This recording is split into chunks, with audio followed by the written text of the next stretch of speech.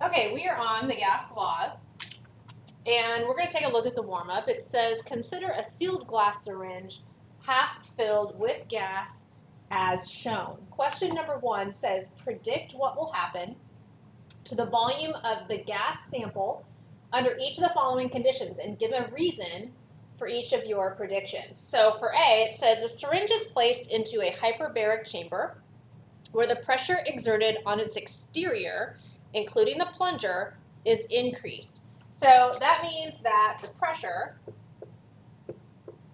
which I'm going to abbreviate with a capital P, is increased. Now, what's going to happen to the volume? Well, if you increase the pressure, then the volume, which I'm going to abbreviate with a capital V, decreased. B, the syringe is dropped into a beaker of boiling water. Okay, so the temperature,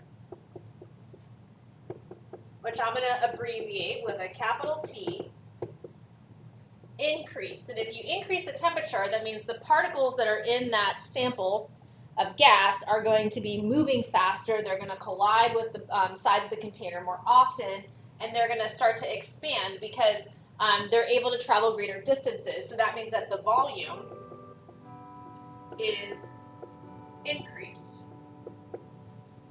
So up here, you're noticing that pressure and volume are inversely related for gases. And down here, you'll notice that temperature and volume of a gas sample are directly related. For number 2, it says, assume a nail is driven through the body of the syringe and the shaft of the plunger, so the plunger can't move. Predict what's going to happen to the pressure exerted by the gas inside the syringe under the condition B above. So if you increase the temperature and you do not allow the plunger to move, what's going to happen is that syringe is going to explode.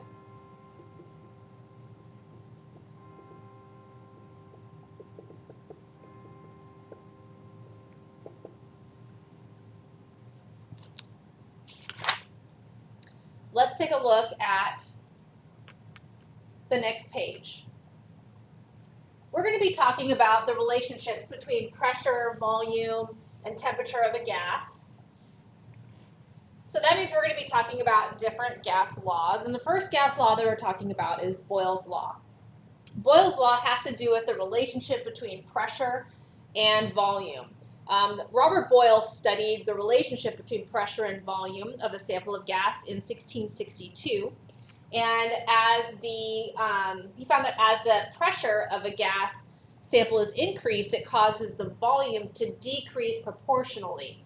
So if you increase the pressure, the volume will decrease. So if the pressure is doubled, the volume is cut in half. If the pressure triples, the volume will be cut by a third. If the pressure quadruples, the volume will be cut by a fourth.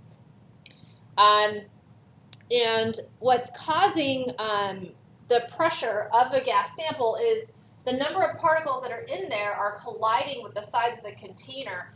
And so if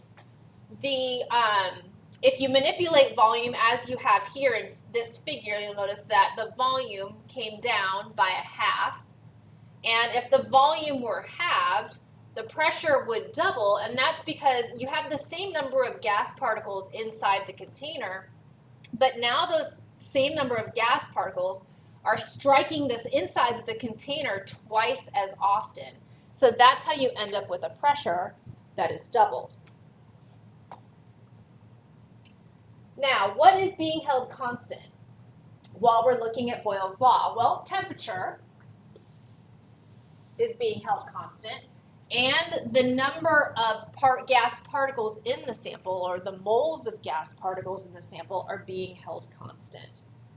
And if you were to plot pressure versus volume, you're going to get a graph that looks like this. It is an inverse relationship because as the pressure goes up, the volume goes down, vice versa. What they will often do is they will often invert one of those variables. Here we have inverted pressure and plotted it against volume, and you will get a straight line. That's a typical replot, and if you get that straight line, and that is indicative of the inverse relationship between the two variables, okay? So Boyles Law, by definition, is the initial pressure times the initial volume equals the final pressure times the final volume. So this is your initial pressure and initial volume. This is your final pressure and final volume, okay? You need to make sure that your pressure units are the same. It doesn't matter whether they're both atmospheres or millimeters of mercury or kilopascals. And then you need to make sure that your volume units are the same. They can be milliliters, they can be liters, they can be centimeters cubed. And if you are collecting data, you're doing an experiment, and you've got pressure and volume data, you've got number 1, number 2, number 3, number 4. For a set of data, if you multiply pressure with its corresponding volume, you're going to end up getting some constant value, which we can refer to as K. And if we are using symbols to represent the inverse relationship between pressure and volume, it may be written this way. Volume is proportional to the inverse of pressure. Okay? Now, if we take a look at the next page,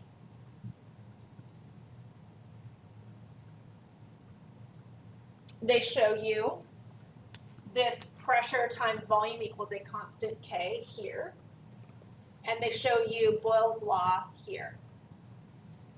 What we're going to do is we're going to apply Boyles Law in a sample problem.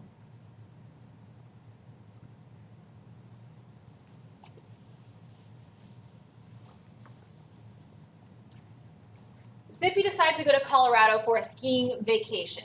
He fills his favorite red balloon with air. The volume of the balloon is 5 liters in Seattle at 101.3 kPa. So this volume, I'm going to call it V1 for my initial volume, corresponds to 101 kPa, which is my initial pressure. He takes the balloon to Steamboat, Colorado, where the atmospheric pressure is only 91 kilopascals. If the temperature is the same in both places, what is the new volume of the balloon? So I'm looking for V2, and P2 is 91 kilopascals. Notice that my kilopascal units are the same for pressures, and then I'm going to be solving for V2 in liters because my V1 was in liters. So you would simply substitute these values in, and if we're solving for V2 and we rearrange this equation, P1 V1 equals P2 V2, you would need to divide both sides by P2 to get V2 alone, to give you P1 times V1 over P2. You would substitute your values in, and you're going to end up getting 5.5 liters. Now,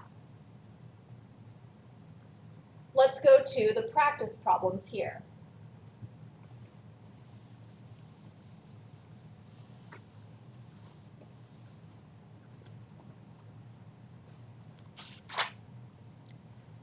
While in Colorado, Zippy decides to take in a football game. At halftime, he buys a bag of cheese curls. He finds the bag is puffed up because the air sealed inside at sea level has expanded under the lower pressure of venue formerly known as Mile High Stadium.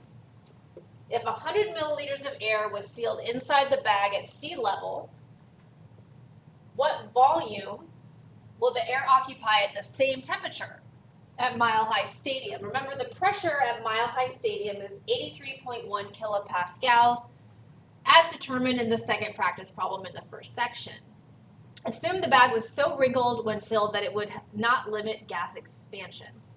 Okay, so 100 milliliters is your V1. That's your initial volume. Your initial pressure, since you're at sea level, you would look at the equivalence in the previous section for whatever is equivalent to kilopascals at sea level, which is 101.3 kilopascals. We're solving for V2. P2 is 83.1 kilopascals. So we're going to be using P1 times V1 equals P2 times V2. If you're solving for V2, you would divide both sides by P2, which would give you this equation. P1 is 101.3. V1 is 100 mils. P2 is 83.1 kilopascals. Put that into your calculator. You're going to end up with 122 milliliters. Number 2 has a QR code, so you can scan that QR code with your phone and do that example yourself. Let's move on to Charles's Law.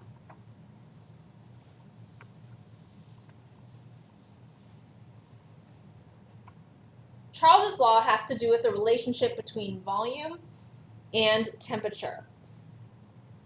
We know that air expands when heated, which means the density decreases.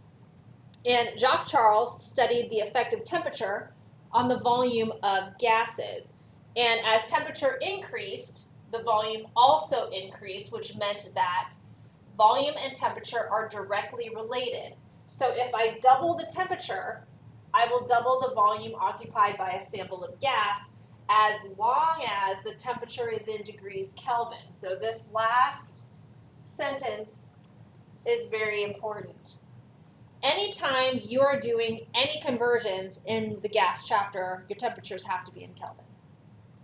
Okay, so let's take a look at the next page.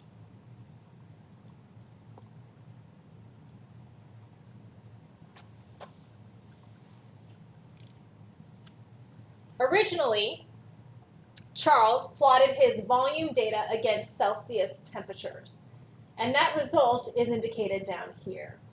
You'll notice that at a volume of 0, we are all the way down here at negative 273 degrees Celsius. And at this temperature, there's going to be no motion of particles. Later on, Kelvin suggested we should represent this as an absolute minimum temperature, and so what happened was we came up with something called Kelvin Scale. The Kelvin Scale is not degrees Kelvin, it's simply a capital K. 0 Kelvin is equivalent to negative 273 degrees Celsius.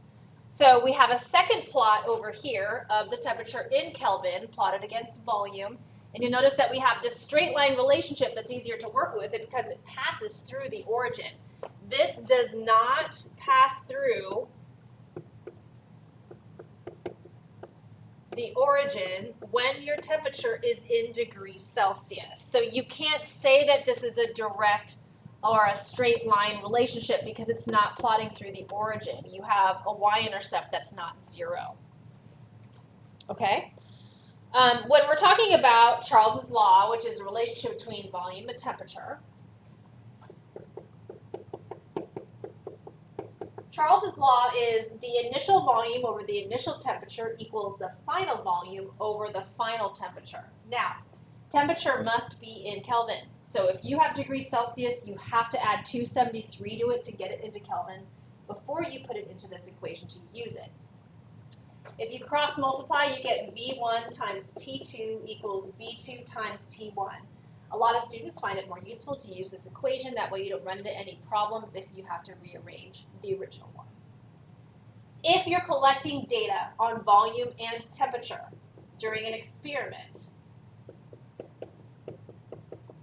if you take the volume and divide it by its corresponding temperature value, you will end up getting some constant K for all of the data, okay?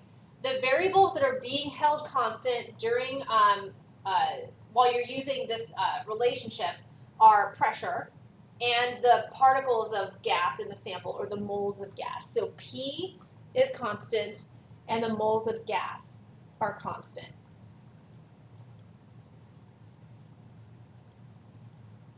Let's take a look here at a sample problem.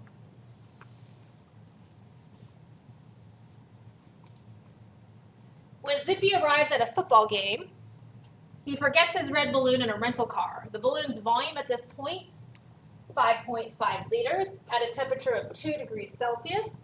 The hot sun increases the temperature of the balloon to 26.5 degrees Celsius. What is the new volume when Zippy returns? So V1 is 5.5 liters, T1 is 2 degrees Celsius, which you convert to Kelvin by adding 273, which gives you 275 Kelvin. T2 is 26.5 degrees Celsius, which you also have to add 273 to get 299.5 Kelvin.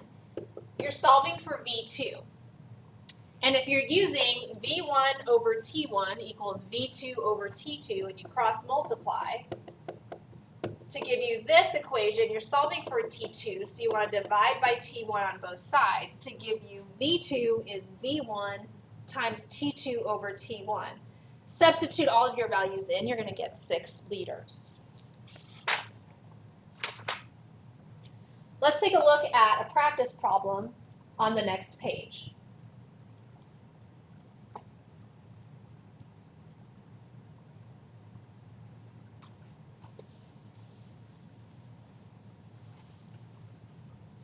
When he leaves for breakfast the next day, Zippy puts his cheese curls on the windowsill in the sun. Over a period of time, the temperature of the cheese curls increases from 19 degrees Celsius to 34.5 degrees Celsius. There's your T1 and T2. If the volume of the bag is 121.9 mils, that's your V1.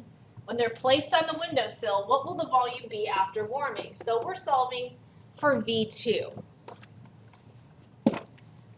So if you take your equation, you cross multiply, and you rearrange it for V2, you're going to end up with V2 is V1 times T2 over T1. So this is 121.9 mils times T2 has to be put in Kelvin, so you have to add 273 to 34.5 to get 307.5. T1 is 19, you have to add 273 to end up with 292 Kelvin. You're going to end up with 128 milliliters because Kelvin will cancel.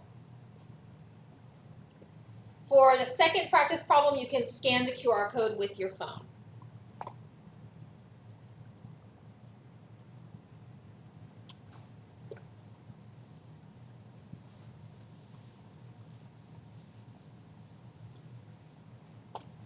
Let's talk about Gay-Lussac's law. In the early 1800s, Joseph Gay-Lussac repeated Charles's work and he published the results. And Gay-Lussac discovered that if a gas is contained in a vessel that cannot expand, then as the Kelvin temperature increases, the pressure increases proportionally. So he found that pressure and temperature in Kelvin were directly related. So that means that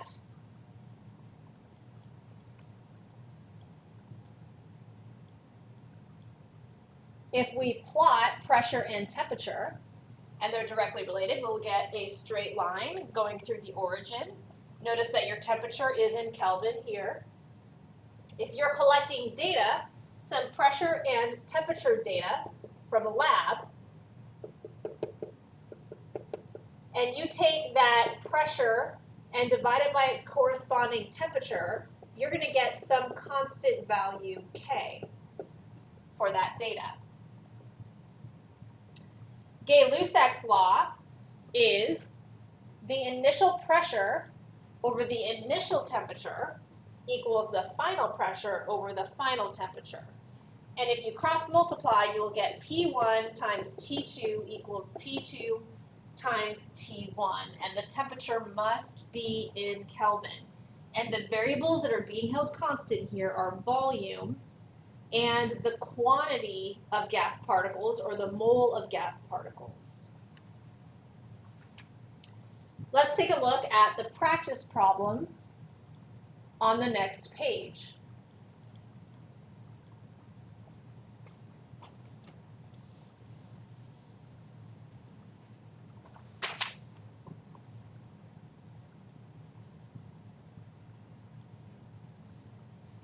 Returning from breakfast, Zippy finds himself hungry again. He decides to finally eat his cheese curls.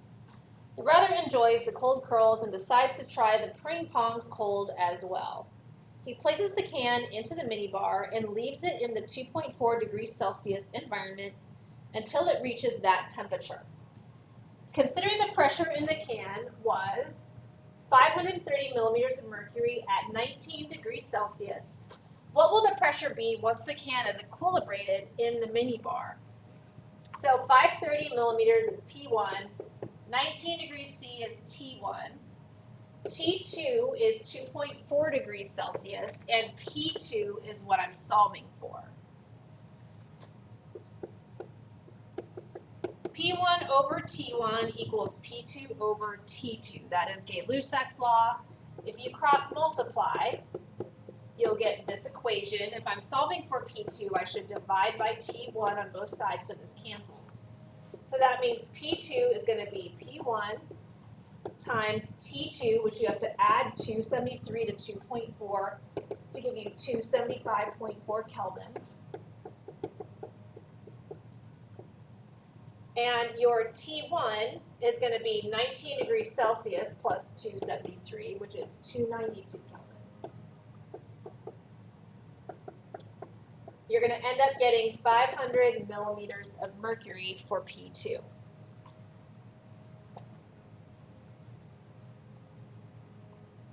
Let's go on to the combined gas law.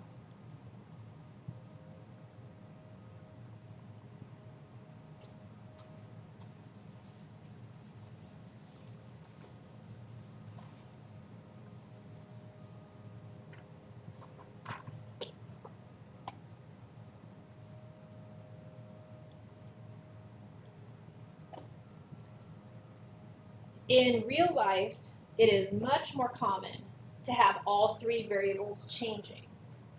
If I combine Boyles, Charles, and Gay-Lussac's law, I get the combined gas law, which is P1 times V1 over T1 equals P2 times V2 over T2. You cross multiply, P1 times V1 times T2 is P2 times V2 times T1. Your temperature is still in Kelvin if you are using this equation.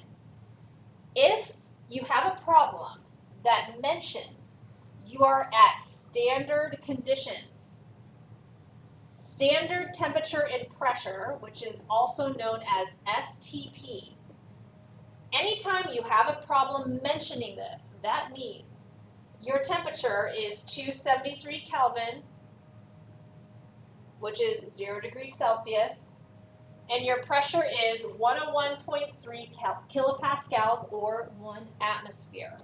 If you're going to STP, you would use 273 Kelvin for your T2. If you're going to STP, you would also use the 1 atmosphere or 101.3 kPa for your P2. If you're coming from STP, then you would use those values for your T1 and your P1. Okay? So what we're going to do is we're going to take a look at a practice problem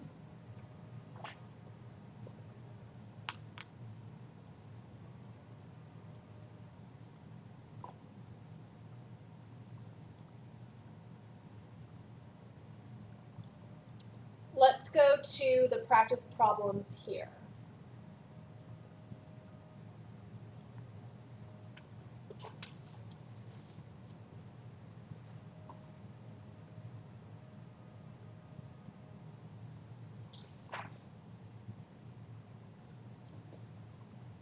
To ensure a more comfortable stay at the hospital, Zippy decided to put a rubber air mattress over a hard hospital bed. Noting a gas cylinder change near the bed, Zippy decided to use this gas source to inflate his mattress. If the gas cylinder had a volume of 58 liters of oxygen at 222 psi and a temperature of 12 degrees Celsius, what volume will the gas occupy if it was released at standard atmospheric pressure, 14.7 psi, and a temperature of 22 degrees Celsius? If Zippy's mattress was rated for a volume of 500 liters, was this a good idea? Okay, 58 liters is V1. 222 psi is P1. 12 degrees Celsius is T1, which has to be converted to Kelvin. So if you add 273, you're going to end up with 285 Kelvin. We're solving for V2, and that's going to be in liters. And then your pressure for P2 is 14.7 psi. Your T2 is 22 degrees Celsius. Add 273 to that, and you're going to get 295 Kelvin. Now we have to substitute everything in. If I'm solving for V2, I need to divide both sides of this equation by P2 and T1. So you're going to end up with V2 is P1 times V1 times T2 over P2 times T1. So your P1 is 222 psi times 58 liters times 295 Kelvin over P2, which is 14.7 psi. T1 is 285 Kelvin. So psi will cancel, Kelvin will cancel. That's how you're going to get 907 liters. Now the mattress could hold 500 liters. So was this a good idea? No, this wasn't.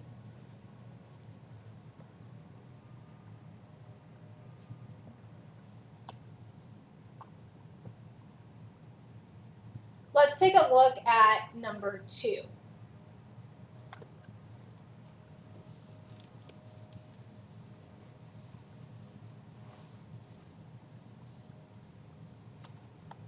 While in the hospital, Dr. Bandolo decided to remove a rather bothersome plantar wart located conveniently near Zippy's big toe.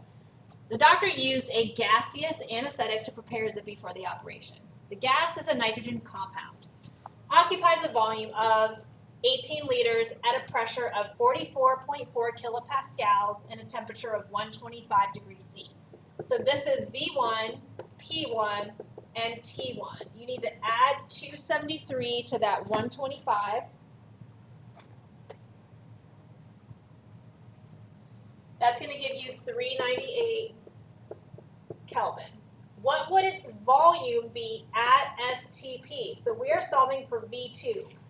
At STP, your temperature, your T2, is going to be 273 Kelvin, and your P2 is going to be whatever standard pressure is at sea level. So if we look back here, my value is kilopascals. So if I look back to the previous section, 101.3 kilopascals is equivalent to 1 atm and 760 millimeters of mercury at sea level. So we're going to go ahead and use that. Now, if I'm using P1 times V1 over T1 equals P2 times V2 over T2, and I'm solving for V2, I'm going to go ahead and just cross multiply to give me this, and then I'm going to go ahead and divide both sides by P2 times T1. So you get V2 is P1 times V1 times T2 over P2 times T1. So P1 is 44.4, V1 is 18 liters, T2 is 273 Kelvin, P2 is 101.3 kPa, T1 is 398 Kelvin. Kilopascals cancels, and so does Kelvin.